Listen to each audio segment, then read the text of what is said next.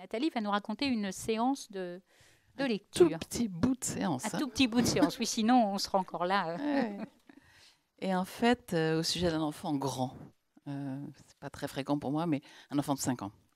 Parce que donc la question qui était soulevée par Evelio, comme tu l'as dit tout à l'heure, c'était de raconter quelque chose qui nous avait surpris ou qui nous avait...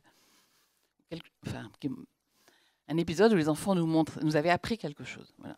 Donc moi, une des choses qui me surprend toujours et qui m'émerveille en fait dans ce travail de lecture à haute voix, c'est vraiment leur capacité à se saisir d'éléments qui les intéressent, à faire des hypothèses plus ou moins plausibles pour finalement construire un sens. Je suis toujours surprise et impressionnée d'en être le témoin, surtout en fait quand le niveau de langage de l'enfant est largement en deçà de ce qu'il me demande de lui lire. En tout cas, c'est l'impression que j'en ai. Alors évidemment, c'est une petite parenthèse, mais c'est toujours bon de le rappeler, 2 ingrédients sont indispensables pour que se déploient ses capacités. Des albums de qualité, poétiques, moi j'ajouterais aussi, hein, et des lecteurs disponibles pour s'ajuster au cheminement de l'enfant. Donc là, on est dans une grande section d'école maternelle. Ça aussi, c'est atypique parce qu'à Accès, on ne travaille normalement pas dans les grandes sections, mais là, c'est dans le cadre d'une recherche-action que j'ai fait quelques lectures en grande section. Dans un quartier de banlieue dont la majorité des familles ne sont pas francophones. Les parents sont chaleureusement invités à lire avec nous à chaque fois. Et ce jour-là, ils sont 7. On est au lendemain des vacances de Noël. Et c'est la 4e séance de lecture individuelle dans la classe. Donc on est quand même pas mal de lecteurs, hein, 7 parents, moi, la maîtresse, etc. Bon, comme toujours à Accès, il y a de très nombreux albums éparpillés partout dans la classe. Et comme vous allez le voir, ce sont vraiment de grands classiques. Les enfants sont très demandeurs. J'en ai en permanence au moins 4 ou 5 avec moi et je lis absolument sans arrêt. Je vais en extraire 2 juste pour les besoins de la présentation. Mais il faut s'imaginer un certain foisonnement parce que maintenant, ils ont l'habitude d'aller choisir leur album, leur lecteur, de partir se greffer là où quelque chose les interpelle. Enfin bon, autant dire qu'il y a beaucoup de mouvements, mais aussi beaucoup d'intérêt et beaucoup d'intensité. Depuis un petit moment, je suis en train de lire à Samy, 5 ans, que je ne connaissais pas. C'est la première fois que je le vois. Et la maîtresse me dira plus tard que c'est un petit garçon qui est arrivé en cours d'année en petite section, et parlant uniquement arabe, et que l'atterrissage avait été extrêmement difficile. Mais cette année-ci, donc en grande section, son papa est venu une fois à une séance de lecture. Donc il m'apporte mon papa, en tirant la bouche comme ça, et en disant « Mon papa, mal aux dents ». Donc on commence à lire l'album, et à la page des chanteurs, il me dit « C'est la police », il emmène, un peu interrogatif. Donc moi, je lui demande ce qu'il en pense, il confirme. Il fait ainsi beaucoup d'hypothèses sur les histoires et qu'on va enchaîner sans arrêt. À un moment, il me tend « Je vais me sauver ». Donc Margaret Weisbrand. Je commence à lire. Il était une fois un petit lapin qui voulait se sauver. Alors il dit à sa maman, je vais me sauver. Si tu te sauves, répondit sa maman, je courrai après toi, parce que tu es mon petit lapin. Si tu cours après moi, dit petit lapin, je deviendrai un poisson dans un ruisseau à truites, et je nagerai loin de toi. Si tu deviens un poisson dans un ruisseau à truites, répondit sa maman, je me changerai en pêcheur et je t'attraperai. Donc, ça continue, hein, je ne vais pas tout vous lire, mais bien que c'est bien, mais le récit se déroule avec des transformations successives donc, du petit lapin. Et à chaque nouvelle transformation, alors Samy est très attentif. À chaque nouvelle transformation, il est stupéfait, il regarde très longtemps l'illustration. Et puis, bon, on peut tourner la page et on continue. Si tu te fais jardinier pour me trouver, dit petit lapin, je deviendrai un oiseau et je m'envolerai au loin.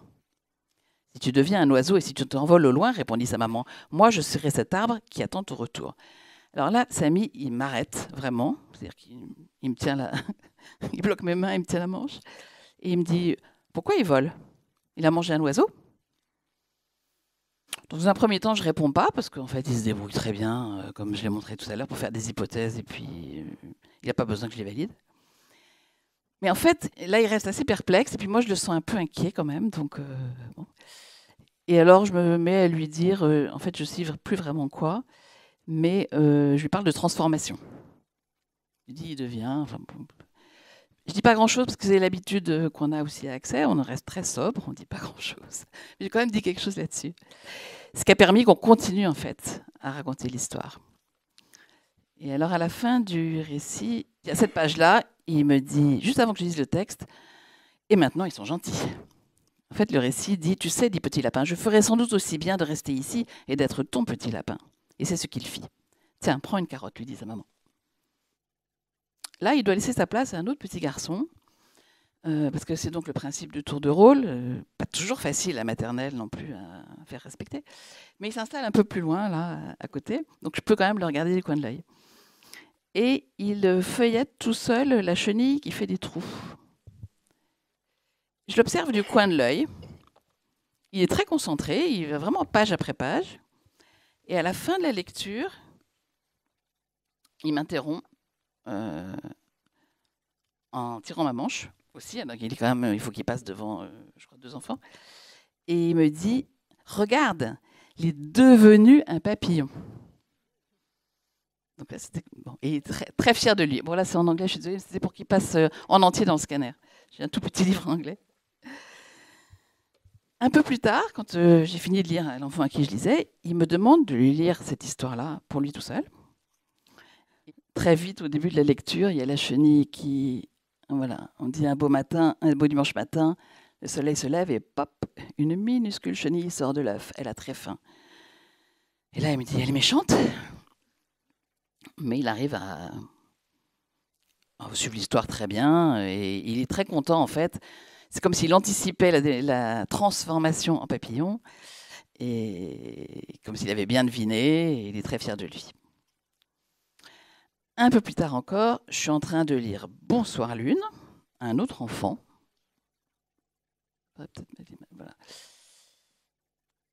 Donc lui, il est pas vraiment là. Mais il s'approche tout d'un coup et il m'interrompt et il dit « C'est quoi qui vole ?»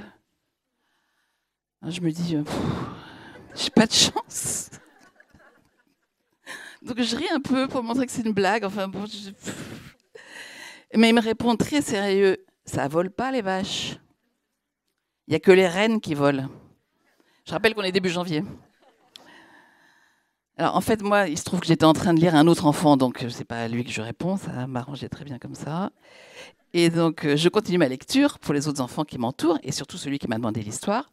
Mais je le suis des yeux, le petit Samy, parce qu'il s'est levé, il est allé assez loin près de la porte de la classe, trouver un autre garçon de 5 ans, que j'ai appelé Camille, qui est un garçon beaucoup plus assuré,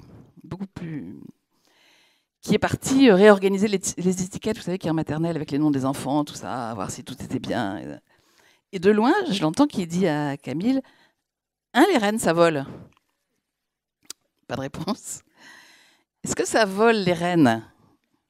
Camille réfléchit, puis lui répond juste d'un air docte, « Oui, dans les histoires. » Et un peu plus tard dans la matinée, en fait, Samy reviendra s'asseoir à côté de moi et me dit, « Tu sais, les rennes, ça vole pas. »